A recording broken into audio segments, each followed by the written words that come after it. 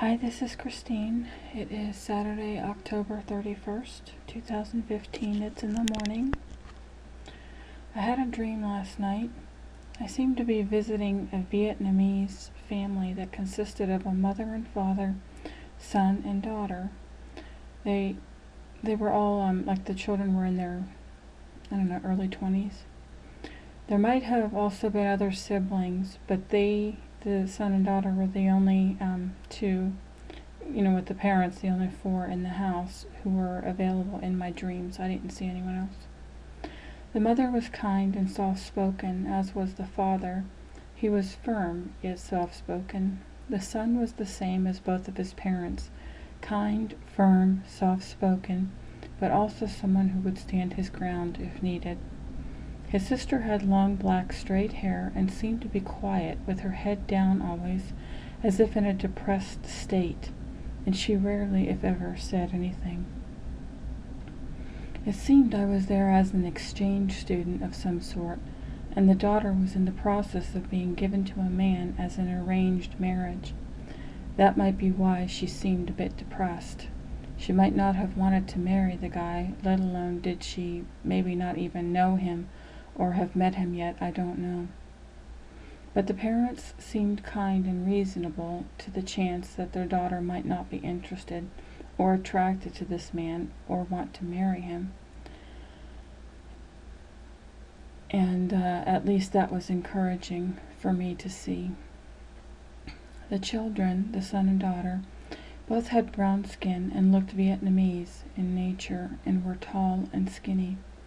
The parents had more grayish silver hair due to their age and were a little more heavy-set. The sister mainly sat in a chair the whole time in either the dining room or living room, again with her head down, and the parents sat on couches in like a garden room of their house, with the mother crocheting or knitting and the father reading a newspaper. There was a nice garden with flowers and trees in the backyard, outside of the windows that were behind the couches that the parents were sitting on. The son was really the only one who did most of the talking in my dream, and walking around and movement. Everyone stayed seated for most of the time, while I stood there mainly as an observer. I saw the contract. It was a long piece of paper like on a scroll. That was the marriage contract for the girl, for the daughter. And I also saw that she did not really want to marry this man. I saw the parents release her and decide that she did not have to marry him after all if she didn't want to. The father came up to me later and asked me to follow him into another room. He wanted to show me something, so I did. He showed me the contract, the marriage contract, and explained everything on it to me, so I got a better idea of what all was entailed on it. I found it very interesting.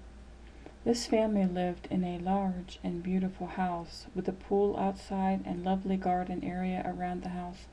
You could tell they had money and were wealthy. When the mother would talk to me, it was always with kindness and encouragement in a soft-spoken, gentle, quiet, motherly voice. She was very nice.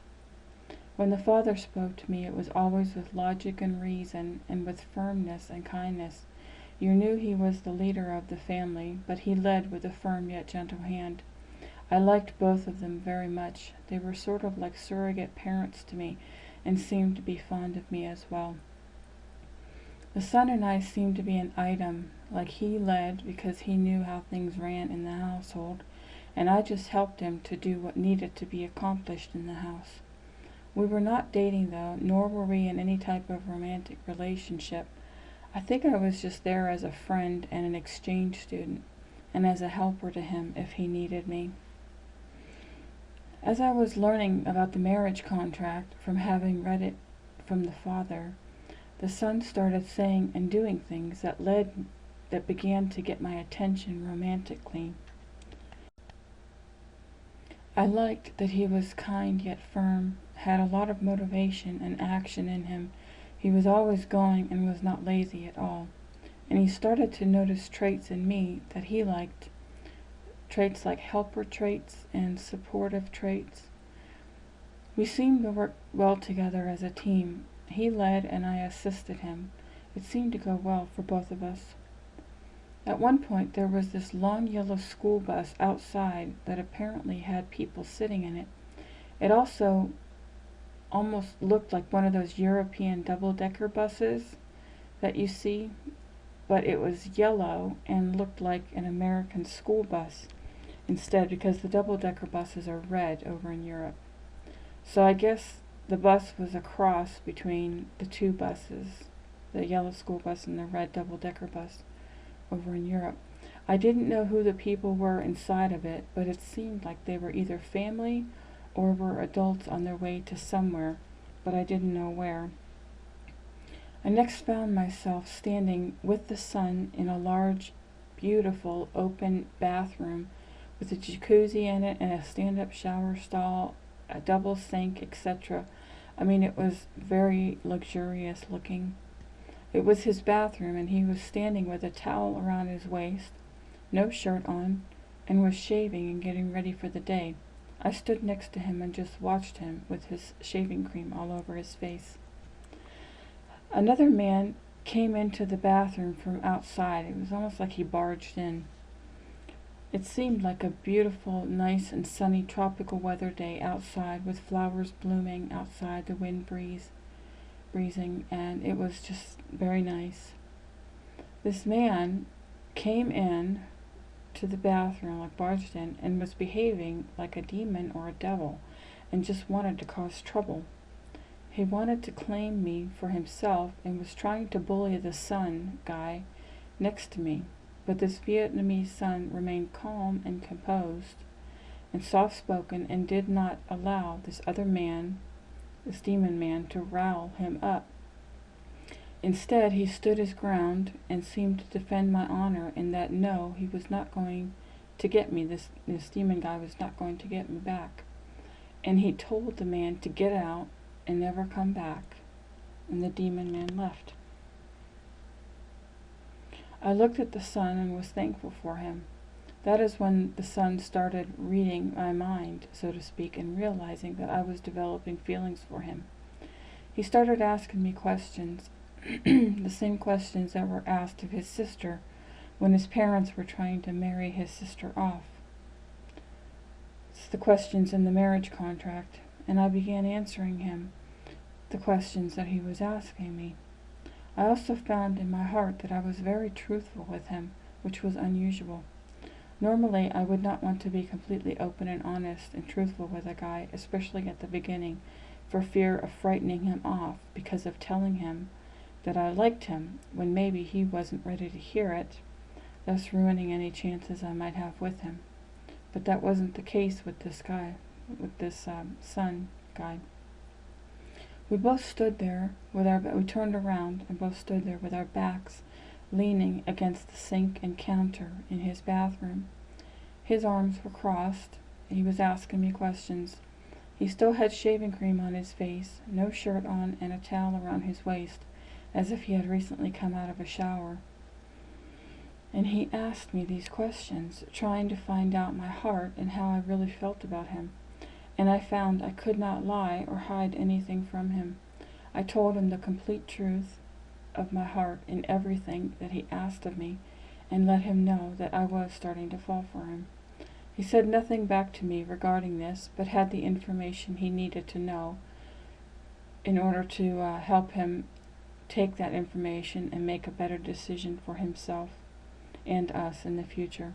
And I was happy letting him make that decision for me, or for us. We ended up walking outside of the bathroom, and we're standing in front of this large yellow school bus again. It's the double-decker school bus. I saw the bathroom. It was on the ground next to the bus, and it actually lifted up and began levitating up in the air, and it landed on top of the school bus. It was the same length as the school bus, so this bathroom was actually very long. And it turned the double-decker bus into a 3-layer bus, so to speak, with the bathroom as the 3rd layer on the top of the bus. I think people traveled in the 1st layer of the bus, where the driver was, The second layer of the bus was the son's living space, and that was private.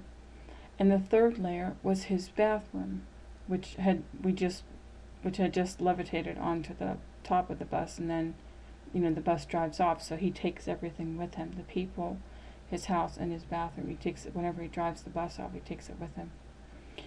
And the bathroom obviously could be removed and could be brought down to the ground whenever he needed it.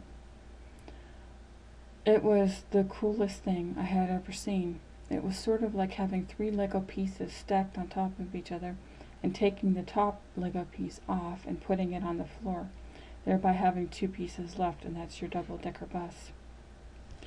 And then I woke up. I think this sun was, again, maybe a form of Jesus coming to visit me. The parents were lovely, and I did take to them as if they were surrogate or second parents. I truly loved them. The sister I felt bad for because she was being sold off, so to speak, in an arranged marriage, but thankfully her parents did not force her into it, so she was freed of the contract. But I felt bad that she did not have much of a choice in her life. The son, I am surprised that I was even attracted to a Vietnamese man, but when I saw him and got to know him, it had nothing to do with his exterior appearance or circumstances. I saw his soul and spirit and heart, his strength, and was thankful that he defended me and got rid of that demon or devil man who barged into his bathroom to claim me back for himself. The son got rid of him in a gentle tone, but firm tone of voice, sort of like how Jesus spoke, and the devil man left. I am quite certain that this was Jesus in this Vietnamese son's form or shape, even though in the dream I looked like how I look right now in real life. I'm a white girl with blonde hair, so I looked like how I normally look like, but Jesus was taking the shape and form of this Vietnamese guy. I would like to think that I did get together with the son, or at least was able to stay with him, because that is really what I wanted, is a place and a person to belong to, so to speak, someone to help and to love, and someone who will watch over me, protect, love, and guide me. And this son did all of those things for me, which is why I think he caught my eye, or my heart, so to speak. I think also that the reason he started asking me questions about my heart and my feelings for him in the bathroom is because he was taking an interest in me as well, romantically. I think he did take me to his heart in the end. There could always be other women in his life, I don't know, but it felt like I was one of those. He chose to be with him, and it made me glad. I tell you, I've been having the strangest dreams lately.